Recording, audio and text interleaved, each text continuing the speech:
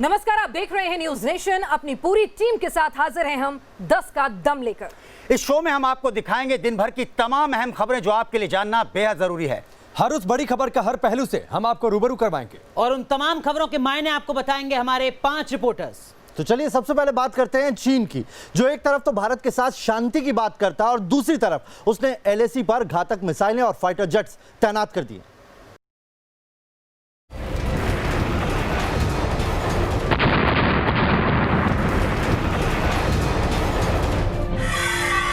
नई साजिश, सैटेलाइट सबूत, देखो चीनी ताबूत।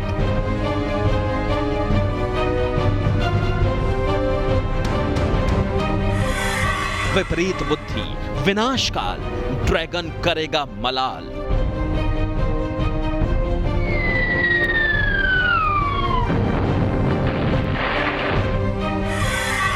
निशाने पर एयरबेस, शुरू हो गई वॉर रेस।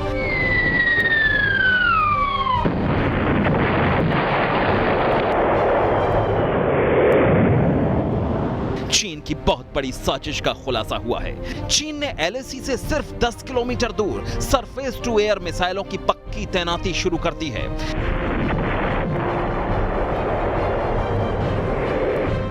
चीन इन मिसाइलों के लिए लिपुलेख में प्लेटफॉर्म बना रहा है। लिपुलेख, जहां भारत, नेपाल और चीन का बॉर्डर मिलता है, जिसे चीन की शह पर नेपाल ने अपने नक्शे पर दिखा दिया था। भारत, नेपाल और चीन के ट्राई जंक्शन एरिया में चीन की इस साजिश का सैटेलाइट सबूत दिया है open source intelligence agency. Border के पास चीनी सेना की तैनाती भी हो रही है और ये तैनाती हो रही है ठीक यहाँ पर। तो सीमा के 100 किलोमीटर के दायरे में क्या कुछ घट रहा है, क्या कुछ चीन साजिशें रच रहा है, ये आप देख सकते हैं। यहाँ पर आर्मी बेस बनाया जाता है, यहाँ पर मिसाइल का अड्डा बनाया जाता है और यहाँ पर सेना की तैनाती की जाती है। LAC पर चीन की साजिश बढ़ती जा रही है। LAC के पास चीन के शिनजियांग और तिब्बत में चीन ने कहां-कहां अपने एयरबेस बना रखे हैं, जहां इन दिनों PLA की एयरफोर्स की हरकतें बढ़ गई हैं। लेकिन भारतीय एजेंसियां भी जवाब देने के लिए पूरी तरह से तैयार हैं। चीन की हर चाल पर खुफिया नजर रखी जा रही है। लद्दाख के आसपास चीन हवाई ठिकानों पर भी तेजी से निर्माण कर रहा है। चीन की वायुसेना दनादन हार्डन शेल्टर बनवा रही है। LAC के आसपास हवाई अड्डों पर रनवे की लंबाई बढ़वाई जा रही है और इस सब का मतलब साफ है, चीन शांति की बात कर रहा है, लेकिन पीठ में छुरा भोंकने की तैयारी भी। अब देखिए LAC के नजदीक चीन के वो एयरबेस जहां चीन ने फाइटर जेट तैनात किए हैं। होटन, गरगुंसा, काशघर, होपिंग, डोंकाडोंग, लिंची और पंगट एयरबेस। अपने इन एयरबेस के जरिए भारत को सरप्राइज देना चाहता है, लेकिन हिंदुस्तान ने तो चीन के लिए एक नहीं बल्कि कई बड़े सरप्राइज तैयार करके रखे हैं। ड्रैगन किसी हिमाकत के बारे में सोचे तो सही, उसे मुंहतोड़ जवाब दिया जाएगा। इसीलिए चीन के इन सभी एयरबेस पर भारत ने कड़ी निगरानी रखी है। नेपाल चीन की कठपुतली बन गया है। चीन ने लिपुलेख के आसपास 1000 से ज्यादा सैनिकों को तैनात किया हुआ है। चीन नेपाल को दिखा रहा है कि वो उसके साथ है, लेकिन भारतीय सेना चीन की साजिश से निपटने का पूरा बंदोबस्त कर चुकी है। Team news nation. Sushant case में CBI की टीम जांच के लिए मुंबई पहुंच चुकी है। CBI की टीम ने मुंबई पुलिस के तमाम उन अधिकारियों से न सिर्फ बातचीत की जिन्होंने सुशांत केस की जांच की, बल्कि सुशांत केस से जुड़े तमाम दस्तावेज और सबूत भी अपने कब्जे में लिए।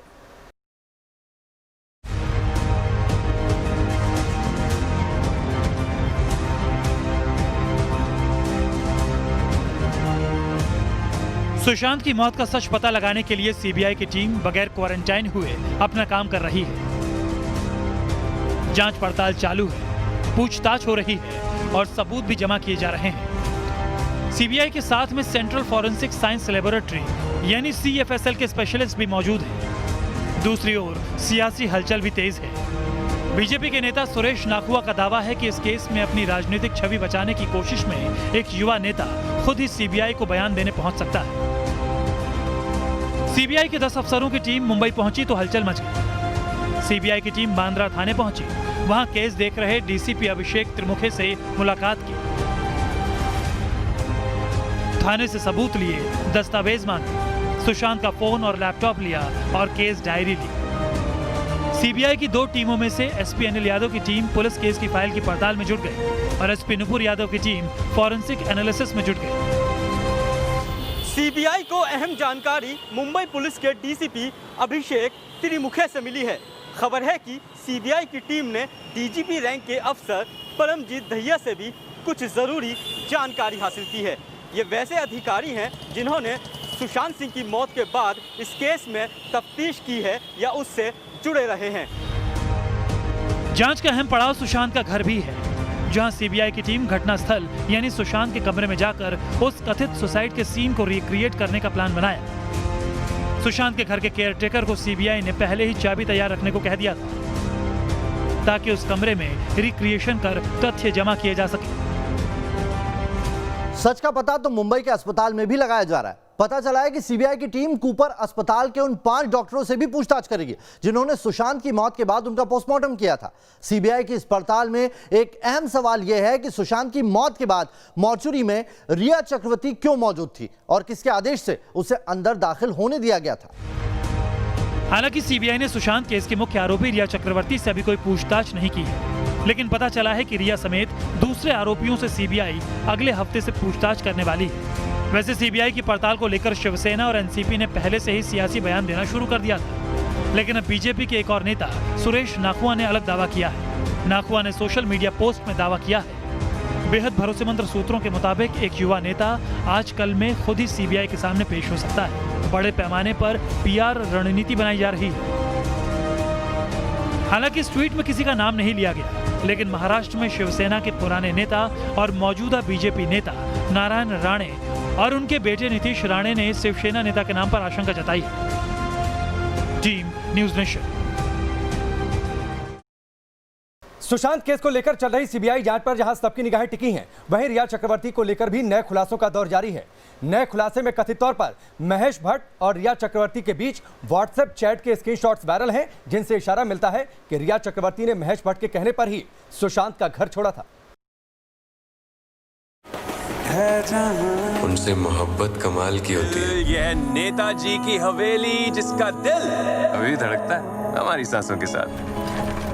2 साल पहले पर्दे पर आई महेश भट्ट की जलेबी और भट्ट के हाथों रिया के होठों तक पहुंचती जलेबी। कुछ तो गड़बड़ जरूर है। काश मुझे तुम्हारे बिना जीना आता। पर्दे पर मोहब्बत को छोड़कर जाने वाली आयशा और असल जिंदगी में सुशांत को छोड़कर जाने वाली रिया। कुछ तो गड़बड़ जरूर है। और गड़बड़ बहुत कुछ हो सकता है, क्योंकि गुरु महेश भट्ट और चेला रिया के बीच की कथित व्हाट्सएप बातचीत इसी ओर इशारा करती है। सुशांत और रिया के ब्रेकअप से महेश भट्ट का कनेक्शन क्या है? आयशा आगे बढ़ गई है सर। अब पीछे मुड़कर मत देखना।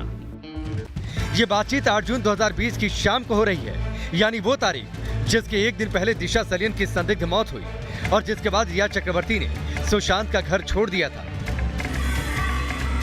तो सीबीआई महेश भट्ट और रिया चक्रवर्ती के व्हाट्सएप चैट की जो पूरी तहकीकात है वो तो करेगी, लेकिन हमने कुछ चीजें निकाली है जो सवाल आपको देखने चाहिए। तो रिया चक्रवर्ती और महेश भट्ट के बीच में जो मैसेज आए थे उनके पीछे मतलब क्या है और क्या सच है, ये हम आपको बताते हैं। आयशा मूव्स ऑन, ये मैसेज आया था। इसका मतलब है रिया ने सुशांत को छोड़ा था। रिया को सुशांत ने जाने को नहीं कहा था, इसका सच यहां पर यह निकल के आता है। अगला मैसेज, डोंट लुक बैक, यानी कि भट्ट ने रिया का ब्रेकअप कराया था, जो इसका सच निकल के आ रहा है। और इसका मतलब यह निकलता है कि भट्ट ने रिया को सीख दी।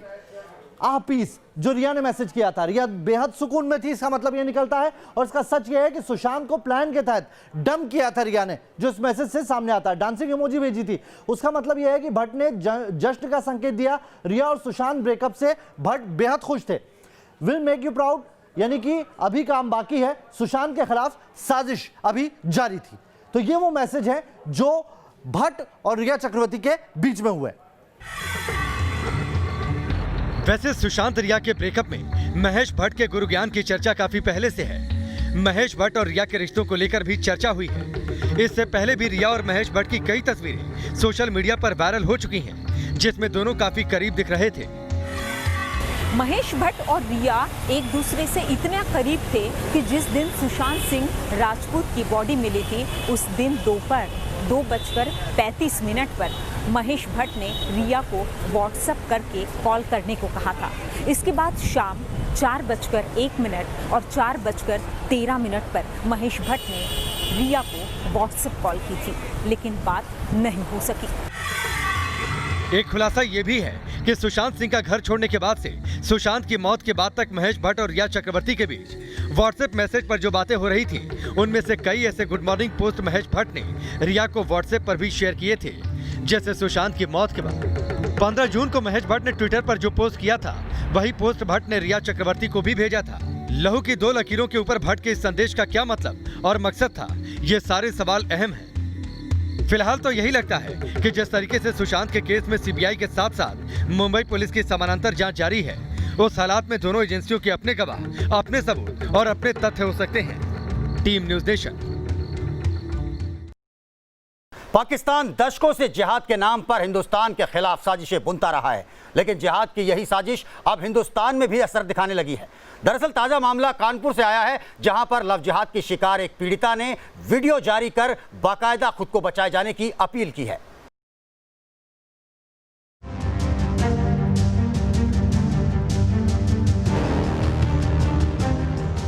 पाकिस्तान में धर्म परिवर्तन को जिहाद का नाम और भारत में बहला फुसलाकर धर्म परिवर्तन की कोशिश का आरोप। दोनों ही मामलों में लड़कियों का धर्म बदला गया, लेकिन इन दोनों घटनाओं के पीछे 2 अलग अलग सोच हैं।